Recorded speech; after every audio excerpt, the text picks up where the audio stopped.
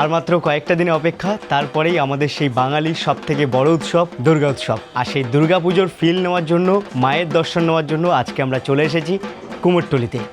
আসলে মা আসছে এটাই আমাদের কাছে সব থেকে বেশি আনন্দের, কারণ মা আসতে সময় নেয় কিন্তু যেতে সময় নেয় না। তাই মা আসার যে আনন্দ সেটা ভাষায় প্রকাশ করা যায় না। দু চোখ ভরে দেখুন মাকে কিভাবে প্রস্তুত করা হচ্ছে, মাকে কিভাবে সাজানো হচ্ছে। এই যেন বাপের বাড়ি আসার আগে মায়ের মেকআপ চলছে। কুমোরটুলিতে শুধুমাত্র যে রাজ্যের দুর্গাপূজার জন্য ঠাকুর বানানো হয় তা কিন্তু নয়, দেশের বিভিন্ন প্রান্তে এই কুমোরটুলি থেকে ঠাকুর যায় এবং দেশের বাইরেও বিদেশেও এখান থেকে দুর্গা মায়ের প্রতিমা পাঠানো হয়। দুর্গাপুজো আসতে এখনো প্রায় 17 দিন মতো বাকি রয়েছে, তাই সেইভাবে দুর্গা মায়ের প্রতিমাতে এখনো রঙের কাজ ফুটিয়ে তোলা হয়নি। দু একটাতে হয়েছে যেগুলো আর কি অনেক দূরে যাবে, বিদেশে পাড়ি দেবে। অ্যাকচুয়ালি কুমোরটুলিতে এই সময় ফটোগ্রাফার এবং বিভিন্ন মডেলদের উৎপাত বেশি লক্ষ্য করা যায় এবং অনেক সময় এই ফটোগ্রাফার আর মডেলদের উৎপাতের জন্য কুমারটুলির শিল্পীরা ইতস্তত বোধ করেন, কারণ তাদের কাজে ব্যাঘাত ঘটে। দেখুন কি মিষ্টি কিউট প্রতিমা, এখানে ছোট্ট ছোট্ট প্রতিমা থেকে শুরু করে বৃহৎ আকারের দুর্গা মায়ের প্রতিমা সবকিছুই লক্ষ্য করা যায়। কারণ এখানে আসলে না মনের মধ্যে একটা আলাদাই শান্তি আসে। আর বিশেষ করে আমরা যারা বাঙালি তাদের কাছে দুর্গা উৎসব হলো সব থেকে বড় উৎসব, কারণ এই দুর্গাপুজোকেই কেন্দ্র করেই আমরা বছরে 360টা দিন অপেক্ষা করে থাকি ওই 5টা দিন আনন্দ করব বলে।